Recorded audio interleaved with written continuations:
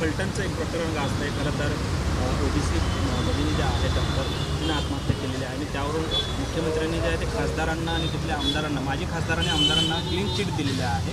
मात्र आज पुन्हा एकदा त्यांच्यावरती वेगवेगळ्या पद्धतीचे 5 आरोप झालेले आहेत नाईक निंबाळकरांवरती। कसं पाहता या सगळ्या घटनेकडे आणि काय भूमिका आहे? मुळात मुख्यमंत्री महोदयांनी फलटणमधला कार्यक्रम नाकारायला पाहिजे होता।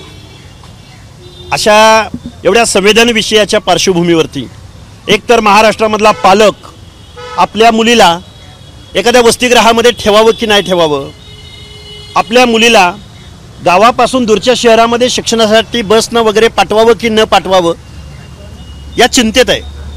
डॉक्टर संपदाची आत्महत्या नाही तर डॉक्टर संपदाची हत्या झालेली आहे। मग हत्या कुणी केली, का केली, कुणावरती संशयाची सुई आहे, त्याचा तपास झाला पाहिजे ना।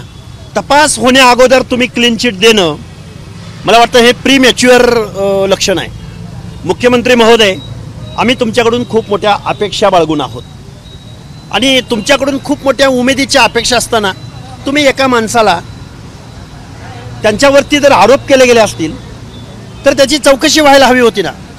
आणि मुळात फलटणमध्ये येऊन तुम्ही जो या पुढाऱ्याला क्लीन चिट देण्याचा प्रयत्न केला हा मला वाटतंय देवेंद्र फडणवीस साहेब तुमच्याकडून ह्या अपेक्षा नव्हत्या।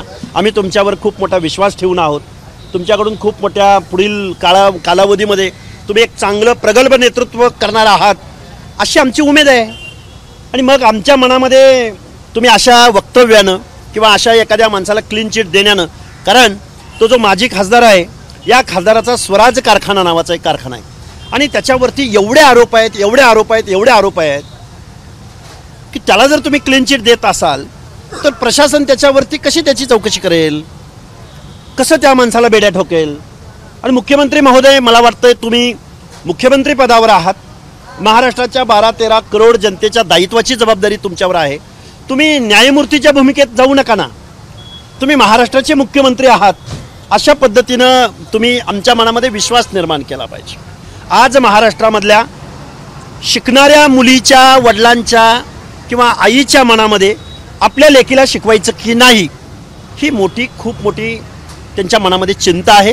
ही चिंता दूर करायला या महाराष्ट्राच्या मुख्यमंत्र्यांनी पुढे आलं पाहिजे की एखाद्या माणसावर आरोप होत असताना त्याला क्लीन चिट देऊ नये अशी माझी एक कार्यकर्ता म्हणून माननीय मुख्यमंत्री महोदयांना विनंती आहे।